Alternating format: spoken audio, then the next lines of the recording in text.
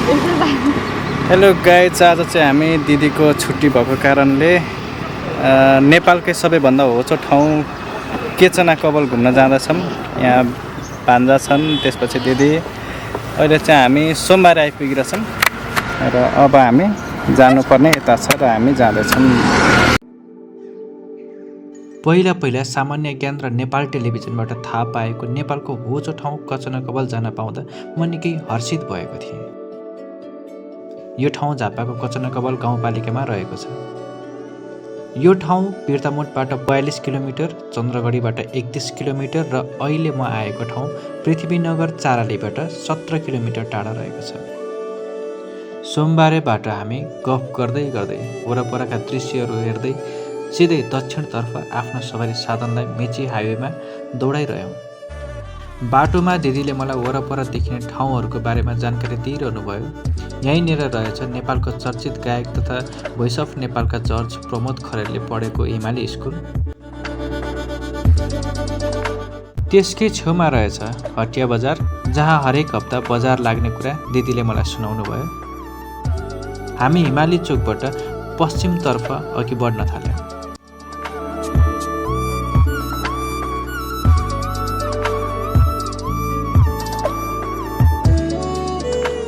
ठाउँका विभिन्न चोकहरू कटेर हामी बन्यानी बजार प्रवेश गर्यौँ।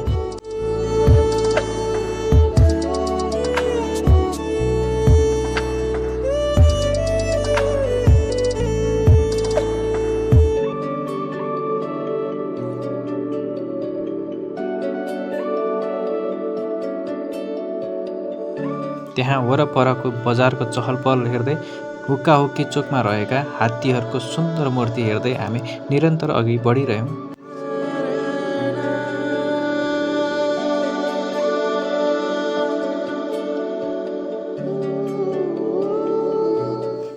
दिदीभाइ गफेदै गर्दाखेरि अब भने हामी मेची हाइवे छोडेर केचना कवल जाने हुलाकी मार्गबाट दक्षिणतर्फ लम्कन्छौँ। सडक छेउछाउतिरै इटा भट्टाका ठुला चिम्नीहरूले निलो आकाशमा काला सेता धुवाका मुस्लाहरू छोडिरहेको देखिन्थ्यो। मधेसको समथल फाँटहरूमा दौडिरहँदा मन फुरुङ्ग भएको थियो। वरपरका गाउँ बस्ती, कतै पिच रोड त कतै कच्ची रोडमा हामी दौडिरह्यौँ।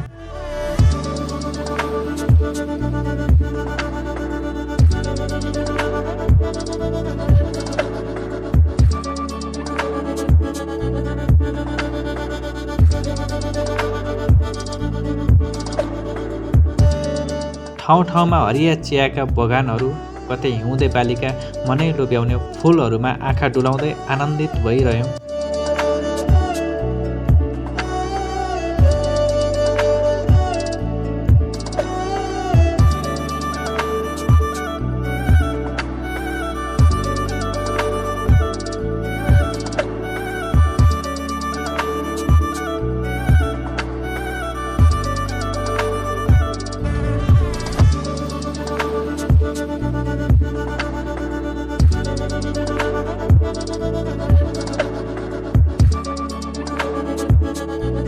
बाटोभरि तराईका घर बस्ती, गाउँ समाज, त्यहाँका मान्छेहरूको जीवनयापन स्पष्ट रूपमा निहाल्न सकिन्थ्यो।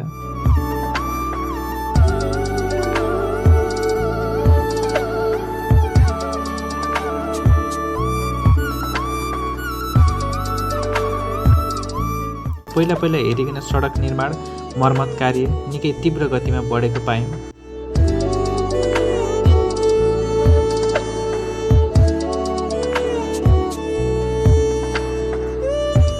बाटोभरिका मनोरम दृश्यमा मग्न हुँदै हामी पुग्यौँ समुद्र सतहबाट 58 मिटरको उचाइमा रहेको नेपालकै सबैभन्दा होचो भूभाग कचना कवलमा।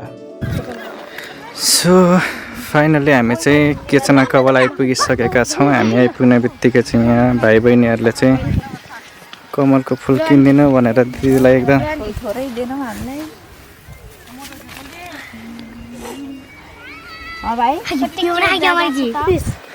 यहाँ चाहिँ कमलको फुलहरू पाइँदो रहेछ। खै यहाँ देऊ त। बाइल के बाइल भने बेल भइर भइर हाम्रो भ्यान्टु साप चाहिँ निदाइराख्नु भएको थियो अहिले ल कसको यो यस्तै छ नेपालको सबैभन्दा होचो भूभाग चाहिँ अलरेडी मान्छेहरूको भिडभाड हुँदो रहेछ यहीँको स्थानीय केटाकेटीहरू यहाँ हामी चाहिँ दिदी म आएको भान्जा राजा साप चाहिँ यहीँ भर्खर उठेर यस्तो गर्दै हुनुहुन्छ हामी चाहिँ कस्तो लाग्यो त यहाँको विषयमा केही भन्न चाहनुहुन्छ भन्नुहोस् यहाँ चाहिँ 4 वर्ष अगाडि आएको थियौँ हजुर फेरि भाइसँग आएँ एकदम खुसी रमाइलो लागिरहेछ ल भाइसँग छोराको बाउसँग आएको थिएँ पहिला अहिले चाहिँ छोरासँग आएको खै यो खोल्दा है अन्त चाहिँ कमलको फुलहरू टन्नै प्रशस्त मात्रामा पाइँदो रहेछ यो चाहिँ माछा बनाएको रहेछ अब हामीसँग ड्रोन छैन कमलको फुल छ हावा चलिरहेछ मस्त यो चाहिँ सबै कमल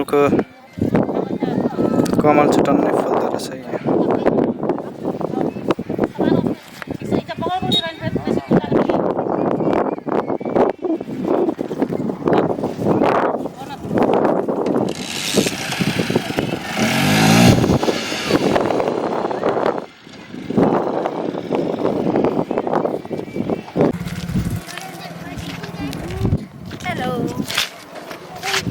भन्दैन न यहाँको बारेमा यहाँनिर चाहिँ सबैभन्दा नेपालकै होचो ठाउँ भनेर चाहिँ कचन कवल गाउँपालिकाको यो ठाउँलाई चाहिँ चिनिन्छ हामी चाहिँ आज दिदी भाइ अनि भान्जा मिलेर चाहिँ यसो घुमघाम हेर्न भनेर आएको छौँ तर यो भाइ मान्दै नमान्ने रहेछ ल फाइनली हामी चाहिँ आइपुगिसकेका छौँ र यो ठाउँ चाहिँ नेपालको सबैभन्दा होचो ठाउँ है यसमा चाहिँ हामीले सामान्य ज्ञानहरूमा एकदम पढ्नु पर्थ्यो अनि झापाको केचना कपाल भन्थ्यो अनि त्यो चाहिँ यहीँ रहेको छ र वरिपरि चाहिँ यस्तै छ अनि एकदम गर्मी रहेछ रहन चाहिँ यहाँको खास चाहिँ अब त्यस्तो केही छैन है यही छ वरिपरि यस्तो छ यहाँको त्यस्तो खास त्यस्तो त केही छैन हेर्न लायक चाहिँ जे अब त्यही होचो ठाउँ भनेर चाहिँ चिनेको हो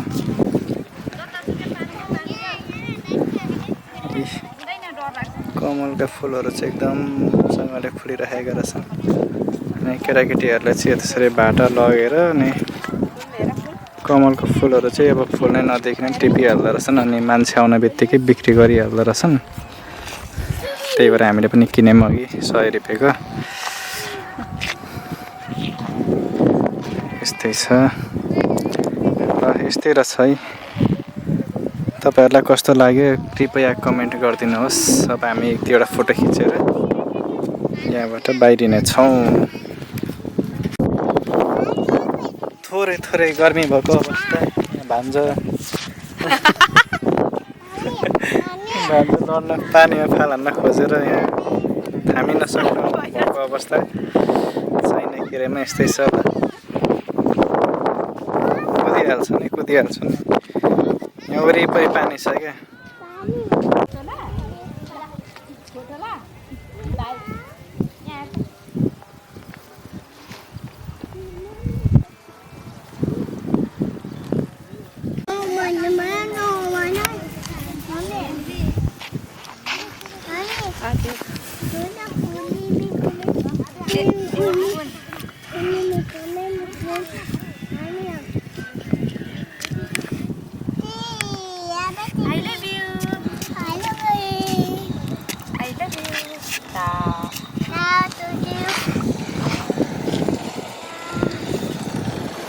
फुल चाहिँ फालेरै सक्ने रहेछन् यिनले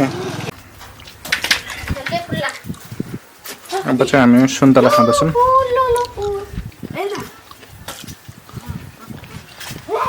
यो चाहिँ हाम्रो खाजा।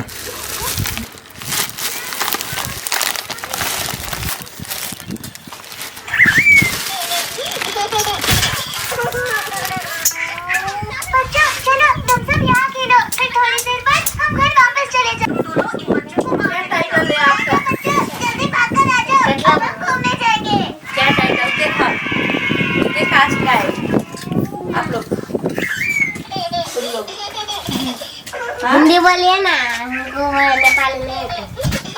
ये भी नेपाली है था ए हिंदी है था हमको आपका हिंदी समझ ही नहीं आता। हाँ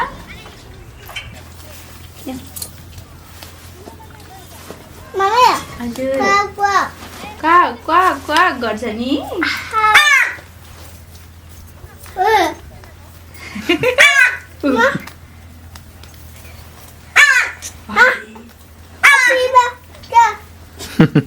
Mama, ini gue main bakar.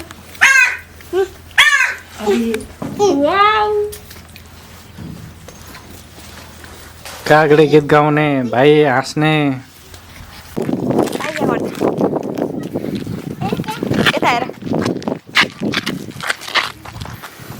बाख्रा गोठाला फुल यहाँ आउन बित्तिकै चाहिँ यसरी फुल किन्नु पर्ने हुन्छ।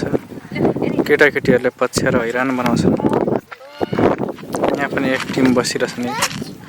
यहीँको फुल टिप्दा रहेछन् यिनीहरू अनि टक्क अनि बिक्री गर्दछन्। हामीले पनि किन्यौँ 100 रुपियाँको फुल। यहाँ फोटो खिच्ने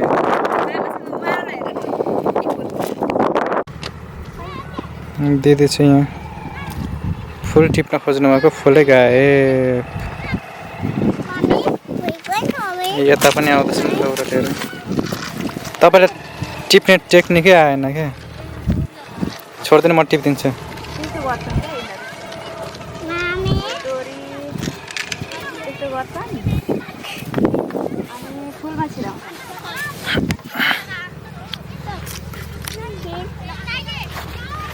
म पनि टिप्छु है त।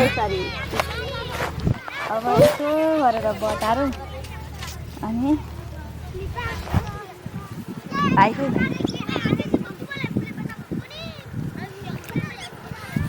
यसलाई सुइँ घुमाउने यसरी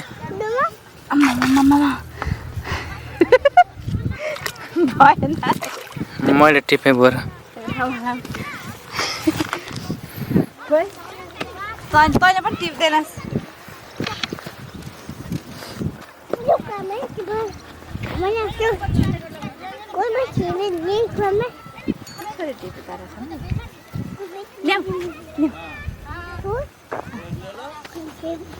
नफ्याँक न मैले टिपेँ त नि भाइ कस्तो दामी आयो हेर कमलको फुल ल हेर्नुहोस् गाइस मैले टिपेँ एउटा फुल टिप्ने तरिका यो हो।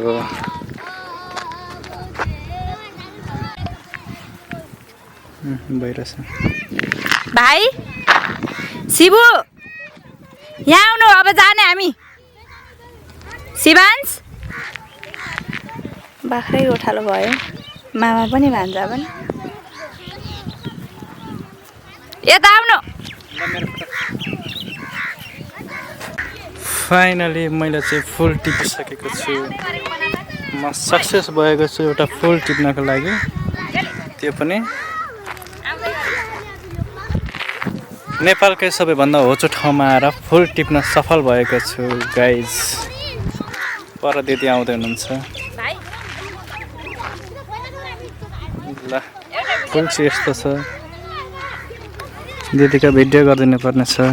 फुल यसरी टिपेर जाँदैछन् केटाकेटीहरू।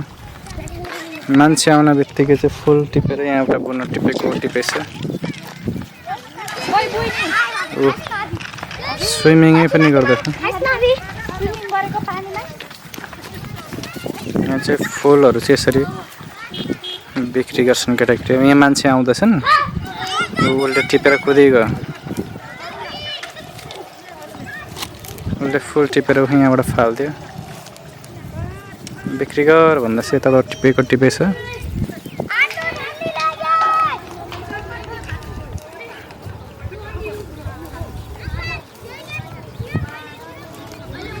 जस केटाकेटीहरूको जस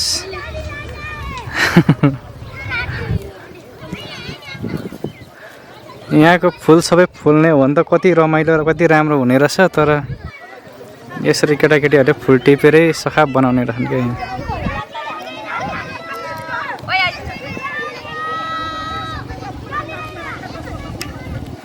अङ्कललाई एकदम धर्म सङ्कटमा पारिरहेका छन् अघि हामीलाई त्यस्तै बनाएका थियौँ